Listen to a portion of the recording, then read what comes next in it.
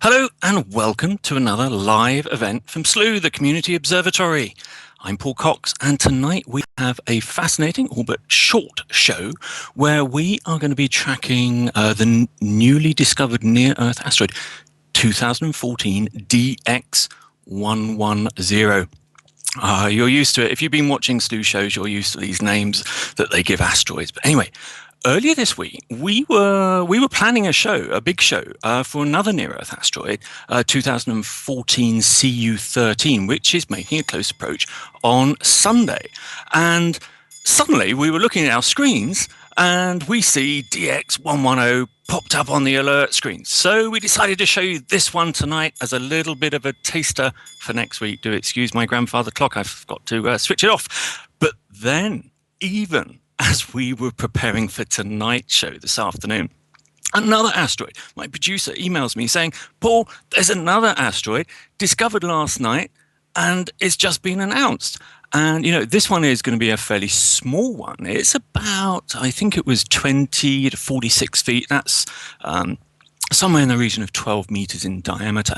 And that's going to be passing Earth by the incredibly narrow distance of 37,000 miles. Now, bear in mind, the one that we're watching tonight is going to be about 215,000 miles. And so we were thinking that one's close. So the one tomorrow night is even closer. Now, like that other one that I mentioned, actually, the other one that's been discovered is going to make its closest approach tomorrow night. But back to tonight's space rock, 2014 DX110. This one is the kind of object that we love because it tells our story, and you can see the images of it on your screen. We're going to be feeding in graphics and images and live images from the observatory for you to watch this asteroid. As you know, they're difficult to spot, so we've highlighted it in this image for you. You can see it's a couple of little lines going over the background stars. Anyway, this particular one was discovered only last Friday, and it was announced by what's called an MPEC, which is a Minor Planet Electronic Circular. You know, most professional techie organizations love to use these kind of acronyms and stuff. But anyway, it's from the Minor Planet Center. And it's the Minor Planet Center who pull in all of the observations that people make of these objects. And we're seeing now, this is a member's image of DX110 taken by one of the Slooh members. And it's a tiny, tiny little dot moving against these background stars. But what our Slooh members did was they measure its precise location in relationship to all of those background stars, and they make a submission to the Minor Planet Center to help make a better orbit, a more accurate orbit, so we know where these things are. And we're going to talk about that a little bit later, about how easily these asteroids get lost. Anyway, back to this particular space rock, DX110. It was discovered last Friday, announced by the Minor Planet Center on Sunday. Slooh members started tracking it on Monday night.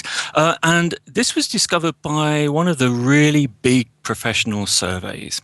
They use enormous telescopes. They use fantastic cameras, gigabit cameras with gazillions of pixels. So they image virtually the whole sky every week. And this particular one was discovered by PAN-STARRS. There's another acronym for you: Panoramic Survey Telescope and Rapid Response System. And that's developed, I think that's the University of Hawaii's who does that particular one with a whole bunch of partners. Tonight's asteroid is close, but as you've heard, tomorrow night there's an even closer one. And the asteroid that we're looking at tonight, here it is. This is how fast it's moving. Because it's so close to Earth, its apparent speed across the sky is incredibly fast. And this first graphic shows you just how far across the night sky this asteroid is moving in just 2 hours. So you can see why it's so difficult always to image these asteroids. Now, the next graphic we've got for you actually shows you how far this asteroid is moving through the Slooh images, through the field of view of those high-power telescopes that we use in just the course of this show. So incredibly difficult to track, and we'll keep feeding in some live images, and keep your eyes open. You'll see the stars in the background. You'll see the little faint white line. That's the asteroid DX110 as it makes its closest approach to Earth.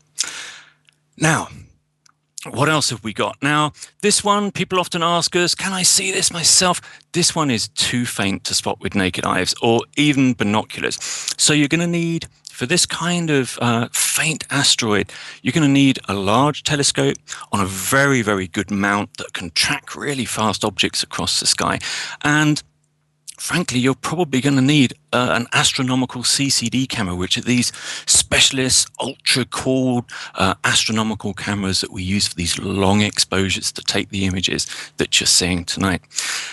Now, actually, before we get further into tonight's show, I just wanted to remind you that you have to join us for our special show on Sunday.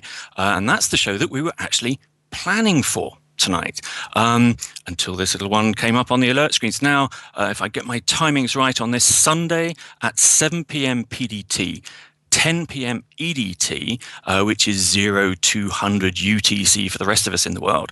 And on that show, we have got a very special guest from the Minor Planet Center, Dr. Jose Luis Galash, and we're going to be explaining to you how you can get involved with tracking and monitoring these objects, either using your own telescope if you've got one, or using Slooh's robotic telescopes. It's going to be a fascinating and informative show, and we are going to follow the other asteroid that we're tracking at the weekend, CU13, from its initial discovery through Slooh members and everybody else making submissions of that asteroid, all the way through to it making its closest approach on Sunday night. So that's going to be a fascinating one. By the way, if you enjoy watching that kind of stuff, there's a new series of Cosmos, which is airing, I think, in the USA on Sunday night. So that can be a really astronomical night for you all.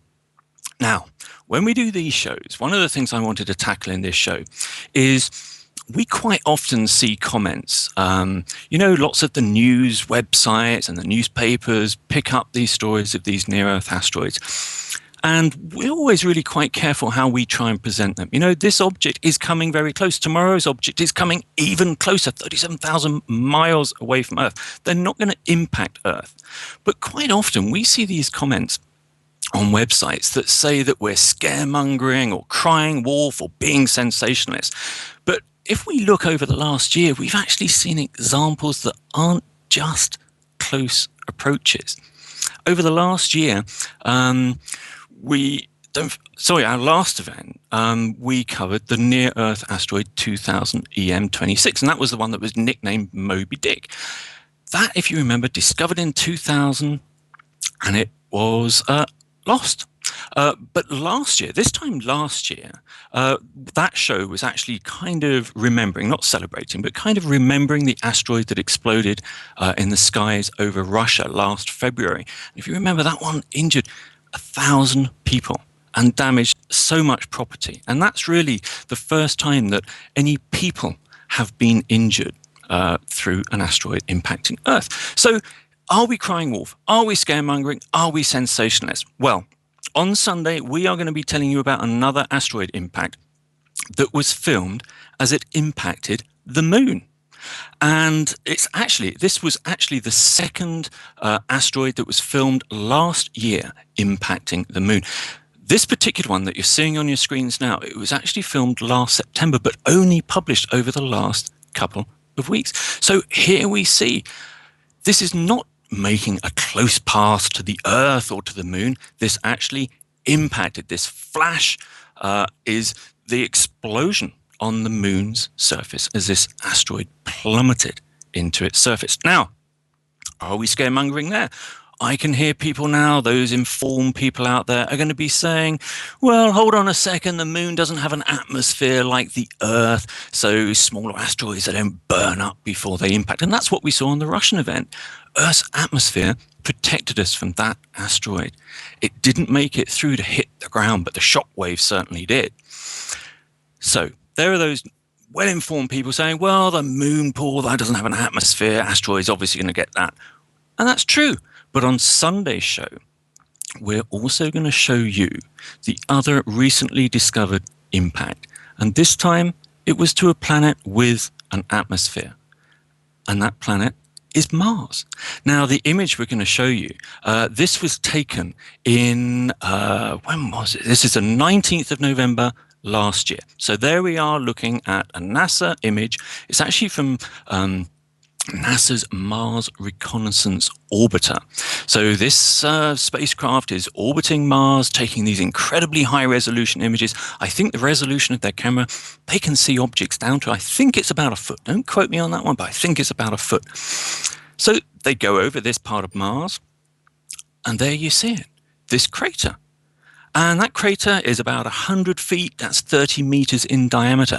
And they looked back, some bright spark looked back at the previous images of that particular area, and they actually spotted that that crater wasn't there in 2009.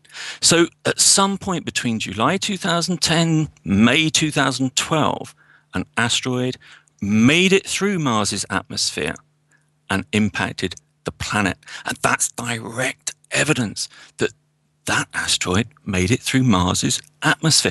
Now, maybe it's just as well we haven't discovered any life on Mars yet, because something tells me after an event like that, they're going to be suffering from a little bit of a headache.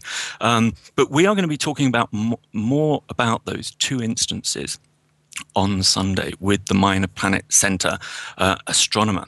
Now, we're doing our best to keep this whole subject in the news. So it's not us scaremongering. This is us highlighting what a tremendously serious threat these objects pose to Earth. And that's what we're trying to do. And here we see this one tonight, 2014 DX110, right, as it makes its closest approach. It actually made its closest approach 12 minutes ago.